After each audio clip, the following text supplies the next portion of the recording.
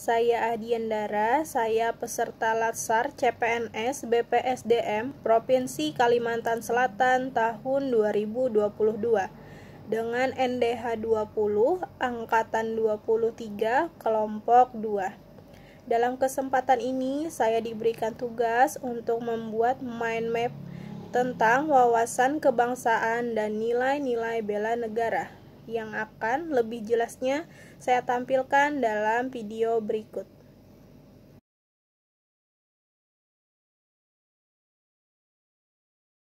Definisi wawasan kebangsaan. Definisi wawasan kebangsaan mengelola kehidupan berbangsa dan bernegara yang dilandasi oleh jati diri bangsa dan sadar akan sistem nasional yang bersumber dari 4 konsensus.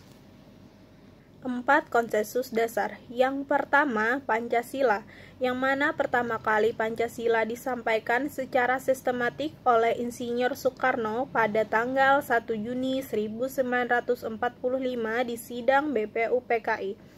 Yang kedua, Undang-Undang Dasar 1945. Undang-Undang Dasar dirancang tanggal 29 Mei sampai 16 Juli 1945 oleh BPUPKI. Yang ketiga, NKRI yang mana lahir tanggal 17 Agustus 1945.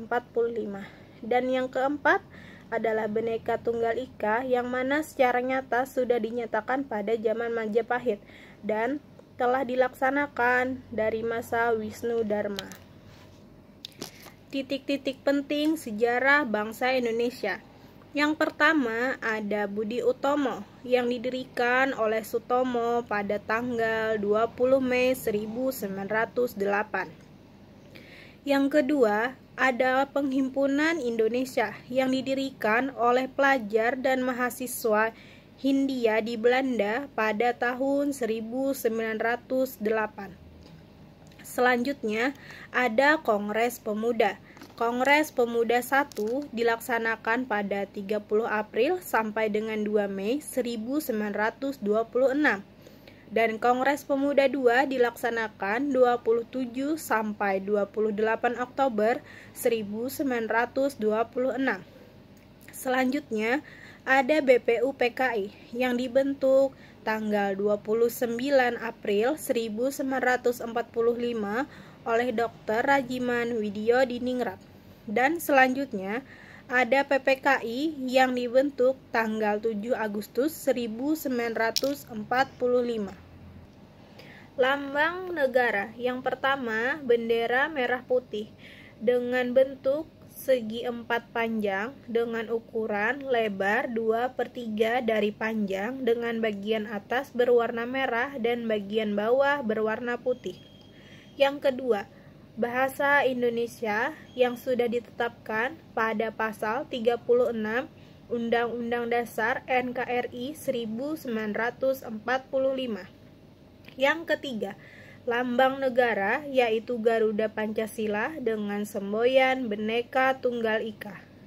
Yang keempat, lagu kebangsaan yaitu Indonesia Raya yang digubah oleh Wage Rudolf Supratman.